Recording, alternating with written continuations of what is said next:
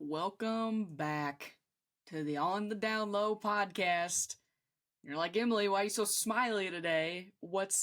I'm shaking my desk. Maybe I should stop doing that because then it's going to shake the camera. Maybe contain your excitement slightly because I know everybody else is just as excited as I am. We're continuing a discussion of a topic that is very near and dear to my heart, and it's, if you read the title, we're continuing the second part of the Kennedys, but this is where the Kennedys information starts to get a little more juicy, a little more into the relevant history of what a lot of people, if they dive further into JFK, this is what they're familiar with.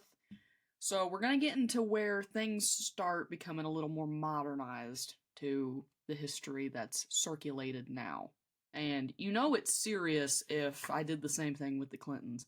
If I print the notes off, usually I just write them, like type them out, then I'll send them to my iPad and I'll just, do that. If I'm putting it in ink and paper, we're serious. I've got the ink pen out. So you have to listen to me. That's what that means. If someone's waving a pen in your face, I feel like you should listen to what they're saying. They've taken the time to get this information down. Listen to them. You know it's serious whenever I've printed out my notes and then I've redlined them. I've edited my own notes. I've revised them. So there's a lot of information to cover. This episode was supposed to come a lot earlier. My bad. March is a busy school month, and it's when a lot of midterms are, a lot of projects are due, and this has just been a whirlwind of a semester, but it's coming to you now, and that has given me more time to actually put together the information that I want to talk about today. So, before we even hop into that, you're going to hear me reference a book today called The Dark Side of Camelot. I read this book, a year or so ago, but this is where a lot of the information today is coming from. A mix of this and then a mix of what's in my brain from over the past 5 years that I have been reading and learning about this family and this campaign and everything that happened 60 plus years ago. So, this is a good book, though. I am very much in favor of the saying that no matter how flat you make a pancake, there's always two sides. That's a Dr. Phil reference. So, that's what we're going to talk about. And before we even get into this episode's information, I want to preface, before anybody gets confused, similarly to what I did with Bill Clinton and that whole series, my goal here is not to cover the information that you can simply go watch a History Channel documentary on. I want to focus on the things that are not really circulated in history books. So this is like beyond the book's information. I want to tell you the things that takes a little more digging to figure out, and I have spent 5-6 years digging that information. So that's my passing on of information to you. I don't want to tell you the run-of-the-mill things that you can simply look up. I want to touch on the things that need to be known in order to progress further into the next episodes, and I want to tell you the things that actually serve some benefit to the things we're going to talk about, because they do end up coming. That also being said, like I said with the Clinton series, my goal here is to not make you uncomfortable. If you want to know all the gritty details about presidential affairs, you can also do that digging. I am here to bring forward the information that's going to be critical in the future. So, I'm going to talk about some women today, and next episode will be really hard-hitting in that. If you saw the schedule that I posted on my Facebook for April postings, at the end of April, I will post the third part, which I have entitled Pills and Women. So you can kind of guess where we're going with this. But that's the main blanket statement I want to put out, is that my goal with this is not to tell you everything that a history book can tell you. My goal is to dive deeper into things like this. Or the Warren Commission. That'll be probably the last episode whenever we're talking about the assassination. which what a fantastic time to do this series, because if you pay any attention to the news, all the remaining 80,000 JFK files were released. So I would love to actually do digging into that by the end of next month or the beginning of May, and maybe come to a different conclusion than what I initially anticipated on talking about whenever I started doing this in the end of January, I want to say is when it was. Alright, that's a lot of talking that I've done already. We got 4 pages of notes to go through. And I will skim over some of it. Some of it doesn't need to be discussed that much. I'm not trying to reinvent the historical wheel here. I'm just trying to give you some entertainment and some historical information. So let's backtrack to January whenever I left off with this. It has been a while since I've talked about this. Where we left off was JFK was in the military.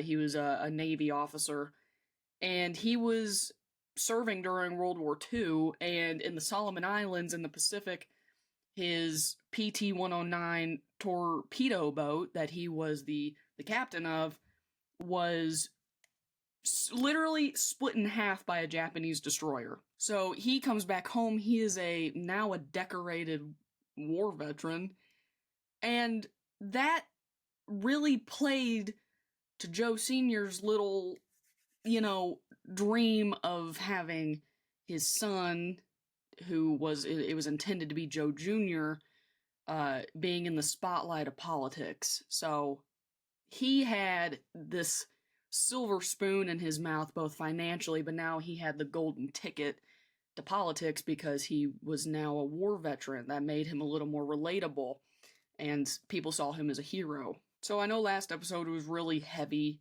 into the family themselves, so this time is very JFK exclusive, and it's the whole time talking about his come up in politics and his political growth in terms of coming from a big family, from a politically driven family, and just how he played into that in his own personal means.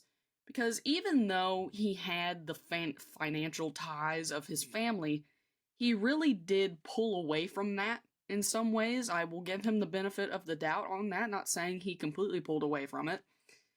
He relied on his father's money and pull in Northeastern politics a lot, but he really did have a passion for politics and government and making America better. I almost said making America great again. Wrong decade of politics. So he really did, even though whenever he was in college, when he was in high school, his early years of education, he wasn't known to be a great student. He wasn't really known to be this intellectual standout. He really kind of went along with the grain, but he did, once he got out of college, had a lot of political passion. So in 1946 to 1952, so he was a U.S. House of Representatives representative for 6 years. But like I mentioned in the intro of this, I'm not here to only focus on the little things that you can just get from Google. There was some other rumors circulating at this time. Something I didn't mention last episode, but I'll briefly mention now. When he was in the Navy, it was said that he had a little fling with a Nazi spy named Ingrid. I don't remember her last name. I didn't mention it last time because it really didn't hold any substance. It really was just kind of like a shock value thing. And it was really never fully proven that she was actually affiliated with the Nazi party. But I was like, of course. Of course. Sailor Kennedy found his way into a romantic relationship with a supposed Nazi spy. So in 1946, there's a new rumor in the rumor mill, and it was spreading like wildfire, and this is still it's not really gone yet. Like, people are still kind of keeping this rumor alive, even though it's been decades since. There was a young woman by the name of Drury Malcolm, who allegedly was married to JFK. Now, at this point in time, she lived in Palm Beach, Florida. And it was not an easy task at that time in America in the late 40s to get a marriage license. Like, it took a little while. It took a couple of days. This took some thought to it. So this was not like they ran away to Vegas and got married. Like, this was actually something that was planned. And he kind of ignored these rumors because it only lasted apparently a couple of months. I got this from the Dark Side of Camelot book. He never fully and legally got divorced from her. So therefore, whenever he got married to Jackie in 1953, it wasn't legal. Again, that's a rumor, but I would like to bring those out because they're kind of fun to talk about. Going back to politics, though, he did not like the House. He did not like being a House representative. He felt that as a young, inexperienced freshman representative, he didn't have any voice in the grand scheme of the bills process. So he said that he felt that nobody really paid attention to the House, that they didn't care about us nationally. These are all quotes from him, and he said that we were just worms. So he felt that representatives in the U.S. House didn't have the passion that he was looking for in terms of politics, and that they were all just kind of going along with the grain, and he didn't want to do that. So he was only representative for 6 years, but it was enough to get some political feathers in his cap, and he later, in 1952, ran for the U.S. Senate against incumbent Republican Henry Cabot Lodge. And besides the family money, we see some involvement from RFK, from his younger brother Bobby, and he ends up playing a really big role in not only his young political career, but in his presidential career as well. He ends up being his attorney general in his cabinet during his administration. So he was his campaign advisor for a majority of his campaigns and did a very, very good job at it. Of course, keep it in the family. The Kennedys are very smart men. And it is said, I want to add this little tidbit of information. It is said, so the average human words per minute reading capacity is about 100 words per minute. JFK was said to have a 250 words per minute capacity. That is more than double the average human. He was a super smart man. All of the Kennedys are just incredibly witty. They're smart. They're quick. And that plays to his advantage his whole life. He is a very quick-witted guy. Democratic platform in which you ran for election promises to work for equal rights for women, including equal pay, to wipe out job opportunity discriminations. Now, you have made efforts on behalf of others. What have you done for the women according to the promises of the platform? Well, I'm sure we haven't done enough, and it's during this time in his senator years, he has a critical back surgery, and this ends up plaguing him for the remainder of his life. This ends up leaving a really bad scar on his back. If I can, I really don't want to have to put autopsy pictures in here, but if I can find the not gross ones, I will find them and put them in here. He had a scar on his back, like base of the neck, down to like the tailbone, down the ridge of his spine from this back surgery. I mean, it was really critical, but it never fully fixed his back problems. And as we discussed, there's no pinpointed time or event where his back got seriously injured. It was just kind of it developed over time, and it probably didn't help either being in a boat accident in the Navy. So it ends up hurting him the rest of his life. And from this point on, when he is senator, he's wearing a back brace. Now, this back brace, if you know anything about his medical ailments, he wore an incredibly restrictive brace that went from about the middle of his hip to his armpits. Whenever he sat down, he literally, if I can find videos of him just like doing basic things, you can tell he's wearing something that's restricting him. He doesn't move normally. This ends up playing a role in his assassination. We will talk about that way later. Because of this brace, I mean, you can probably see where I'm going with this, it kept him upright. So whenever he got shot the first time in the neck, he couldn't fall. He was just upright. So then, of course, for another time.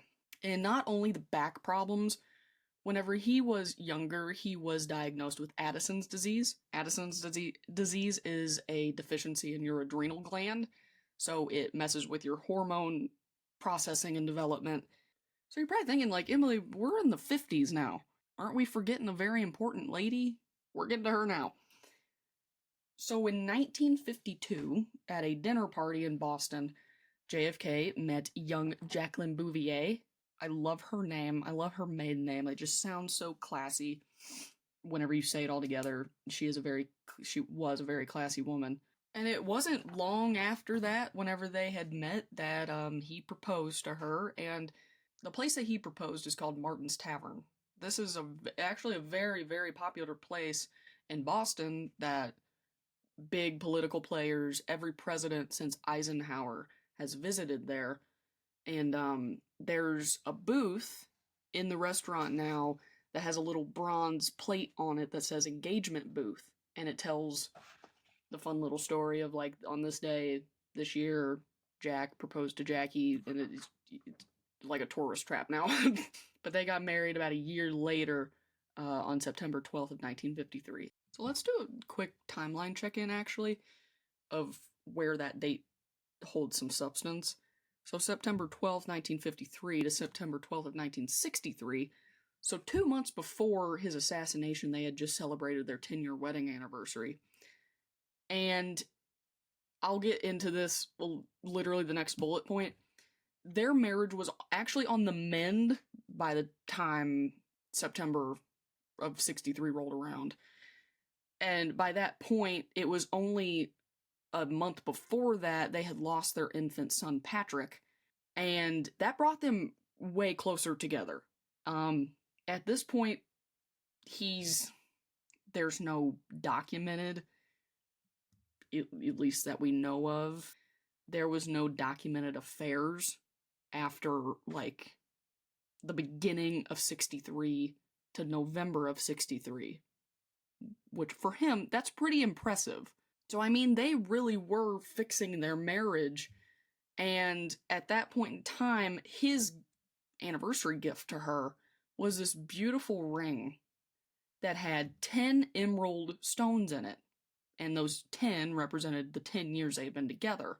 I'll try and see if I can find a picture, but there are pictures of her wearing it, and it tells the story behind the ring. So, I mean, piggybacking off of what I literally just said, it is no secret JFK loved women. Like, there's so many History Channel shows I've watched, and just historians. He didn't have other addictions. He didn't drink. He smoked cigars. Like, he didn't really fall too far into any other addictions. His crutch was women. And in The Dark Side of Camelot, it said from him, a direct quote from him, that if he wasn't with a woman in any sexual form, at least once a day, he got horrible headaches. So, I mean, you could probably diagnose him as a sex addict now, but he really was dependent. That was his high that he got. But this didn't just start in the White House. This was whenever he was a young politician, too. So in 1956, whenever Jackie was pregnant with their first child, Arabella, they had been married for about 3 years at this point, and Jackie was not happy being married to him. A majority of the time, as I said, majority of the time they were married, they did not have a good marriage. It came to the point at about the 4-year mark where she was really thinking about divorcing him.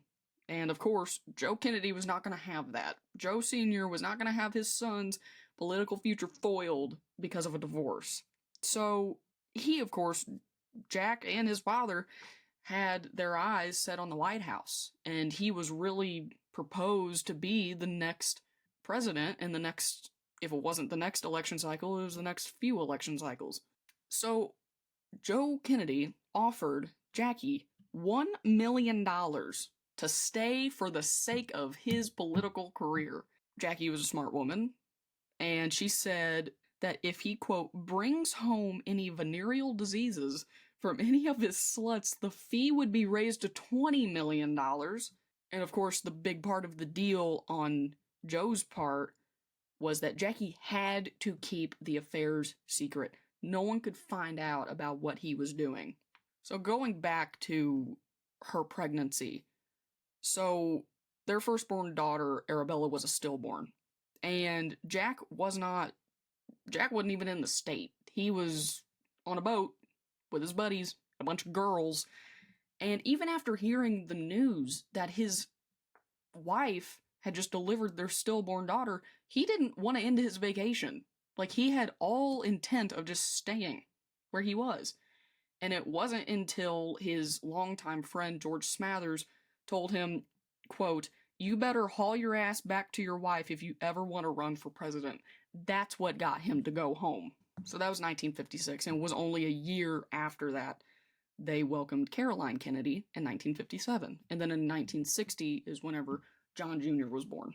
But as I mentioned, I do want to run through his affairs and all the women and everything. But if we went through every single woman that he ever had intimate contact with, we would be here for a year. We would be here for a really, really long time. And in the next episode, which I have posted the title for on my Facebook page, go follow me on Facebook if you don't already, On the Down Lowe podcast. It's going to be called Pills and Women. So we're really going to dive pretty headfirst into the White House era infidelity, which takes up a majority of this. That's where we see the famous JFK Marilyn Monroe scandal, and that will come in play later. But if I were to stop and talk about all of them, we would be here forever. But unlike I did with Bill Clinton, I'm not going to be bringing up ones that hold legal leverage. I'm going to be bringing up the ones that bring up political and media leverage. It's really kind of hard, no matter, he had a lot of affairs. So, there was never any legal action brought against JFK and Marilyn, but it brought a lot of media attention to them. And that was kind of the first time that we saw political affairs bring any type of traction to media. So we've made it to 1959. We're getting ready for the presidential campaign. So this was not the first time in 1959 whenever he decided, you know what, I'm going to run for president the next election cycle. He had actually in 1956 endorsed Adlai Stevenson and was rumored and speculated to be his running mate in the 1956 presidential election. And fun fact, I do want to bring this up. I love throwing in little tidbits of information. A lot of people think that the first televised presidential debate was 1960 with Kennedy versus Nixon. It was not. It was in 1956 with Adlai Stevenson and Dwight D. Eisenhower. So that obviously didn't happen. He was not vice president. That would have been a completely different political run for him, I feel. But he didn't win the running mate candidacy. And the comparison I want to use to this is, because it is kind of true, that's what happened. You know when you get a sunburn and someone touches that skin, you're like, that was kind of how he was whenever it came to the idea of running for president again. But he didn't let it get him completely down. So in 1956, just later that year, he published Profiles in Courage. Actually, hold on, I have that book for visual, because of course I have the book to prove it. He later won a Pulitzer Prize for that in 1957. So that holds substance to what we're talking about, because he was still a little burned from the political scene of not winning the VP candidacy. But this got his name back in circulation. This got him some pretty big publications. Big media was starting to grab his name. They got their talons in his name. They were going to throw him all over the place. So people were then going to nationally know his name in terms of being academically driven, intelligent man, not just someone that lost a political candidacy, which is very smart. But it's also, of course, I'm not going to dignify this theory because there's really no substance to it. A lot of people think that he had a ghostwriter. Do with that what you will. It doesn't really hold any substance. So it was only that year after he ran for re-election for the U.S. Senate. Now, he was a really good senator. He enjoyed being a senator. And he won, unanimously. It was, I believe it was a 95% popular vote to bring him back. So at this point in time, he is a national stickout. People know his name. If it's not for politics, it's for the book. It's for him being an academic standout. I bring this back up because whenever I talked about Bill Clinton, people outside of Arkansas state lines did not know who he was. Even unless you were just really into state politics, you didn't know who Bill Clinton was until he hit the presidential scene. If you weren't from Arkansas, you had no idea who this guy was. So JFK was very smart in the way of, if he couldn't get a political spot the first time, at this point in time, he's still a young politician. He was very smart in the way of paving his own way. At this point in time, his dad really didn't have any play in it, but he, like I mentioned, was a very smart, very witty guy. He knew how to play semantics very well. And we'll talk about that later whenever it comes to the televised debates with him versus Nixon. He was very good at using audience perspectives to get their favor. And also in 1958, his good friend Frank Sinatra announced his support of JFK. And I just find it so perfect that two pretty seemingly glamorous people. JFK was known, good-looking guy, he was charming. People knew his name. Late 1950s Frank Sinatra, that was prime Frank Sinatra. So when he announced his candidacy and had the support of Frank Sinatra, that just paved it completely. And his campaign song, I'm not going to put it in here because it'll end up getting copyrighted. His campaign song was High Hopes. And there was an extra verse added in there for the campaign. It's really neat. Go listen to it. If you go on YouTube and look up JFK campaign song, it'll come up. Keep Frank Sinatra in your mind, though, because he does come up later whenever it comes to the actual general election. So the time has come. Early 1960, January of 1960, he announces his candidacy for President of the United States. So I want to give you campaign key dates. I don't want to go through every step. Again, we would be here 4 months if I did that. And then on July 15th of 1960 is whenever he officially was nominated as the Democratic nominee by the DNC. I will insert a clip, though, of his New Frontier speech. It's one of his most popular speeches, and it's quoted quite a bit, so I'll put in a clip of that. But the new frontier of which I speak is not a set of promises. It is a set of challenges. It sums up not what I intend to offer to the American people, but what I intend to ask of them. And at this time, he hadn't declared his running mate yet. And no matter how progressive or how charming a candidate is, there's always going to be the pushback from swing states or whatever. So he picked Senator Lyndon B. Johnson, Texas native, to be his running mate. And I didn't know this until about an hour ago. What their alliance was called and what people referred to them as, so JFK's from Boston, and then Lyndon Johnson's from the Austin area of Texas. They called them the Boston-Austin Axis, which is perfect. Because they really did. They covered both extreme ends of the United States, and they worked on a ballot very well. When I brought up earlier that JFK knew how to play semantics very well, I wasn't sugarcoating that. Like, he was very good at it. So during the televised debates, and like I said, this was not the first time to, contrary to popular historical belief or what you're told in history class, that was not the first presidential debate that was televised. But it was still that point in time where both candidates had to agree to be on televised debates. So they both agree, but not without some pushback from the Nixon side. They said that they should not do a televised debate because the Nixon team's argument was they didn't want to give invaluable traction to the Kennedy team. Which is like kind of smart. I can kind of understand that.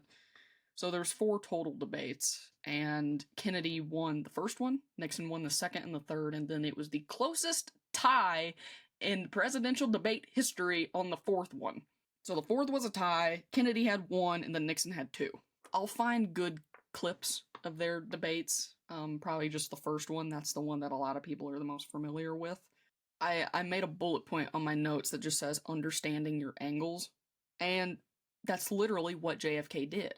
The day before the first debate, Jack met with the producer so he could figure out where the camera placements were and to figure out the background color that he was going to be standing in front of, and the podium, all those little semantic things that most people don't think about, he was thinking about because he knew that the perception on television was very important.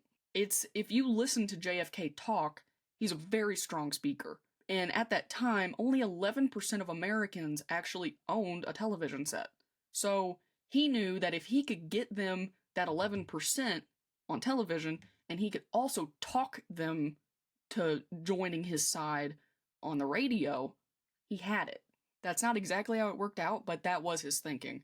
So on the first debate, he wore a blue suit, and that was a vast contrast from the gray background that they were standing in front of. So it made him look a little more younger, a little more lively, gave him some more color, even though it was black and white, but you could tell from the gradient of color. And Nixon, poor guy, this, like, it's not funny, but it's kind of funny. Nixon had the flu, and he also just got released from the hospital after, like, a serious knee injury, and he was wearing a gray suit during the first presidential debate. So he looked like really washed out, and he looked sick. Like I'll put in clips. The candidates need no introduction. The Republican candidate, Vice President Richard M. Nixon, and the Democratic candidate, Senator John F. Kennedy. The question of communism within the United States has been one that has worried us in the past. It is one that will continue to be a problem for years to come. We have to remember that the Cold War that Mr. Khrushchev is waging and his colleagues are waging is waged all over the world. He has about a third as much chance to be a professional man, about half as much chance to own a house. He has about 4 times as much chance that he'll be out of work in his life as the white baby. I think we can do better. I don't want the talents of any American to go to waste. I was like, but it's not funny, but it's kind of funny to think about. Like, you have one that's just like, who is like 15 years Nixon's junior, and he looks very lively, very good. He's doing all these other additional things, and then poor Nixon just looks like he got ran over by a bus. But after the fact, people that watched the debate said that they thought that Kennedy was the clear winner, but people that listened thought that Nixon was the clear winner. And I think there's some misconception on this 1960 debate and the whole election process. This was a very, very, very close election. This was not a landslide. A lot of people think that it was like a given that Kennedy won. No, this was like one of the closest presidential elections in U.S. history. So I said that I was going to bring up Frank Sinatra again. I said to keep Frank Sinatra in your mind because there was some weird, unethical things that were going on in the Midwest with the election. As mentioned, no matter how flat you make a pancake, there's always 2 sides to it. Well, here's the other side of what really happened in the 1960 election, specific to Missouri and Illinois. It's pretty widely known among people that are familiar with this topic of discussion. He did not have a lot of traction in the Chicago area of Illinois and a lot of southern Missouri. He only won Texas, a big swing state, by 46,000 votes. I mean, that's also thanks to Lyndon Johnson, Texas native, who had the pull of both. I want to bring this up too. This was the first president and VP running team since the 1920s, since Warren G. Harding, that had the public endorsement of both Democrats and Republicans. So even though Lyndon Johnson was a Democratic senator, he had the pull of Southern conservatives. So that played to Kennedy's aid very well. But what I want to focus on in Chicago, Kennedy won by a slim 9,000 votes in the popular vote. So it was just enough in both states to swing the electoral votes. Of course, this resulted in a lot of head scratching and ooh, that doesn't... One of the theories is that Frank Sinatra and Sam Giancana, who was a very famous Chicago mobster, had the pull of the mayor of Cook County, so the mayor of the majority of the Chicago area, had the pull to stuff the ballot box, if you know what I'm saying. They could kind of pull some strings in a way that could be covered up easily by another political figure. And it's quoted saying that the dead voted that night in 1960. And from other news sources too, so just after midnight, they had called the election, saying that Kennedy won. They called it super early and got a lot of pushback. It's like, well, a majority of the states aren't even completely done tolling yet. And a quote from many reporters was, a certain Midwestern governor and mayor would steal Kennedy enough votes. Basically saying that the mayor of Cook County and any type of governmental politicians from Missouri were going to be able to steal it for him. And of course, after the fact, there was a lot of finger pointing. There was a lot of finger pointing from the Nixon side, the Kennedy supporters. And Nixon is quoted saying that our country cannot afford the agony of a constitutional crisis. So they asked for a vote recount in the Illinois area, but at that point it just came back that it was such a negligible amount that it wouldn't have swung or helped Nixon in any way. That is a theory that I do really believe in. It is delved a little deeper into in The Dark Side of Camelot. I really do recommend that book if you are interested in the Kennedys and you want to know a little more that the History Channel isn't telling you. Go read that book. But in the end, the election was called for JFK. He had gotten 303 electoral votes to Nixon's 216, and he becomes the nation's youngest elected president, the first Catholic president, and he was the first one born in the 20th century. I feel like I just ran another marathon in terms of political information. That's 4 pages of notes flown through and really marks the end of the background information. So next episode will be completely focused on JFK in the White House. So where we ended today was him literally right before the White House. So next episode will be him the entirety of his 2.5-year term. And then the plan is I want to stretch this to probably maybe 4 or 5 episodes, unlike what I did with the Clintons, because I felt that was... I'm proud of how I summarized the information and how I put everything together. I just felt that some of it was just a little too thrown together at the end, because apparently the human average attention span is 25 minutes. So even, I mean, we're pushing about 50 minutes now.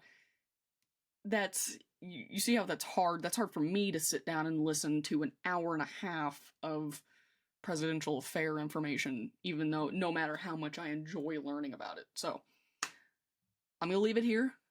I really hope that you can learn something from this, something historical that you didn't fully know before. So I'm gonna leave it here. Go follow me on the socials, as always, on Facebook, On the Down Lowe Podcast, and On the Down Lowe Pod on Instagram. If you're listening to this on Spotify, go check out the YouTube channel On the Down Lowe Podcast, and if you're watching, go check out the Spotify. That's where I originally started. So, until next time, next episode will be skipping back to the more philosophical, more self-help stuff called Who Are You Fooling? Detailed in my schedule that I posted will be about hypocrisy and lowering your BS tolerance. That's something we can all do going forward. So until next time, take care.